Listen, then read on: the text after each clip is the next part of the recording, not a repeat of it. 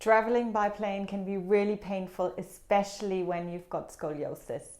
In this video, I want to share with you some of the tips that I have found to be really helpful when traveling by plane. Now, you guys have asked about this topic before, and I'm actually thinking of doing a whole series about traveling. So please let me know your questions and anything that you would like to know when it comes to traveling with scoliosis in the comments below. So the first thing we need to know, and which you know probably already, is that sitting for long periods of time in one position is simply not good for us.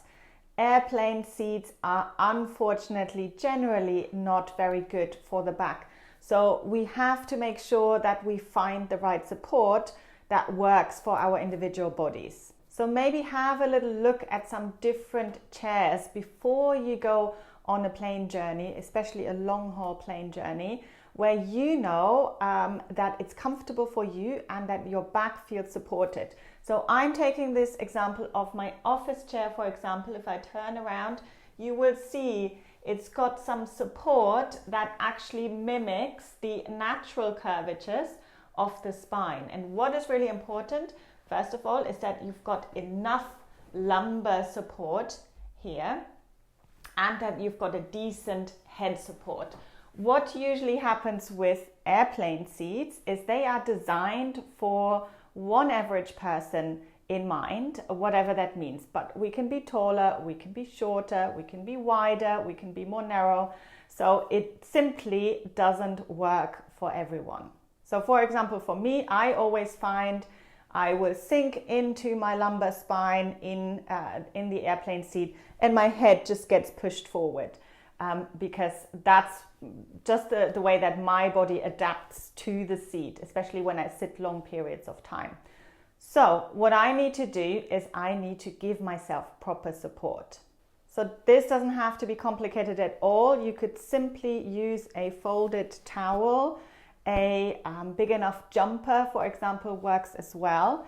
And just experimenting with bringing it into your lumbar spine. So we want this slight inward curvature here in the lumbar spine. Now this office chair already has this, so I don't need more.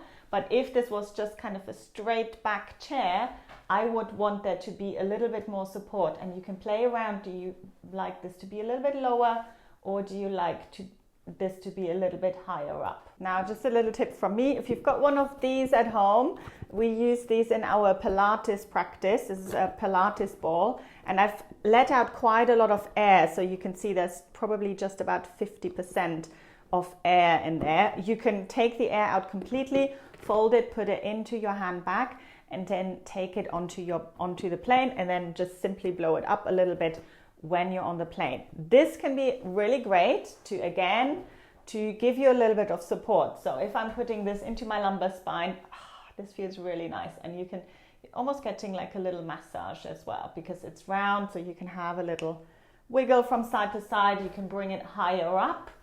Sometimes I feel if I'm getting a lot of kind of tension in my neck and shoulders, I would bring it a little bit higher up in between the shoulder blades, and then I can open here through my chest and just kind of taking a few moments to breathe in this way. And you can keep moving, so you don't have to kind of be stuck in this one position. This is why I like this Pilates ball. So I will link to this in the description below in case you're interested.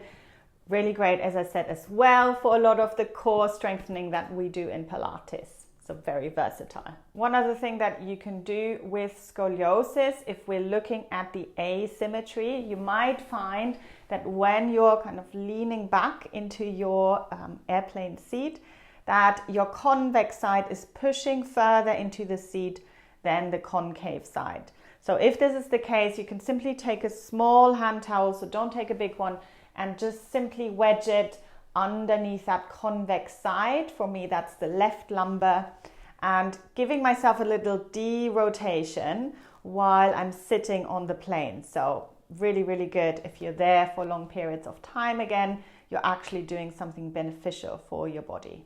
The next thing we want to think about is getting up on a regular basis and just taking a little walk around the plane. If you can, especially if you're on a long haul flight, see if you can get up every hour and just having a little walk around and making sure you're getting that movement in. Really important, because we will get stuck in our scoliosis pattern. So great way to reset.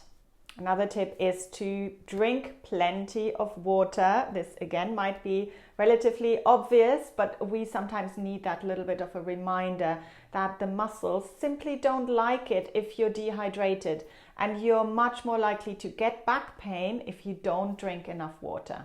And then while you're sitting down on the plane, there are some little exercises that you can do. So I will link to this video here where you can have a look afterwards at just some suggestions of some simple movements that you can do when you're sitting in your chair. Once you've arrived at your destination, make sure you take a walk. Walking is sometimes underestimated, but it's so powerful and so important for scoliosis. Again, it helps us to reset the body. So if you can, even if it's just a 10-15 minute walk, have a little walk around and you will feel much better. We know movement is one of the best things we can do for our bodies, for our backs, and especially with scoliosis. So a gentle resetting practice at the end of the day, especially if you've had a long day traveling, is very much recommended, and it will make such a big difference, especially when you think about getting a good night's sleep afterwards. So check out this resetting practice here. It's a yoga practice that you can do at the end of the day after traveling, and it's going to help you to get that good night's sleep and feel completely refreshed the next day.